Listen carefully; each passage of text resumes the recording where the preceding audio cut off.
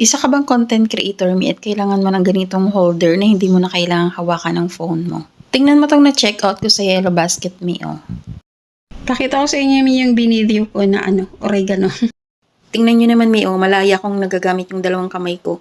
Tapos malinaw pa yung niya video, syempre, kasi nga hindi siya naka-front cam. Maganda to sa nagko-content ng cooking and travel vlog, mga Mi. Tapos maganda pa nito, mura siya, Mi. Naku, check out na sa Yellow Basket, Mi. Gamit na gamit ko talaga to. Ito pala yung parts nito, mga Mi. Ito, para daw hindi magalaw, ilalagay siya dito sa likod. Tapos ito naman yung pang-lock. Yan.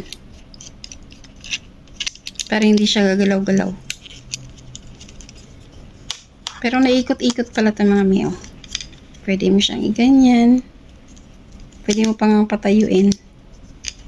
Mas babaan. Yan. Para hindi siya malamya, mga Mi. Pagka kasi ganun, oh.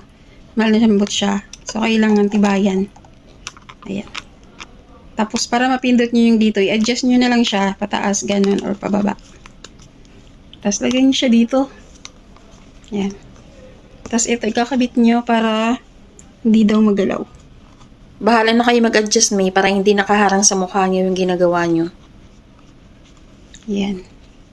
Tapos ganyan maging itsura niya, mga Mi. O, ayan. Pag may ginagawa kayo, convenient lang siya. Hindi mo na kailangang kumuha ng stand para patayuin siya pababa.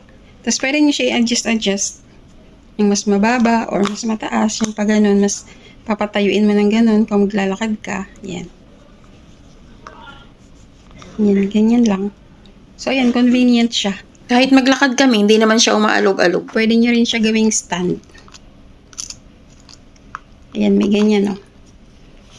Baba nyo lang siyang ganyan. Ayan, stand na. Oh, diba?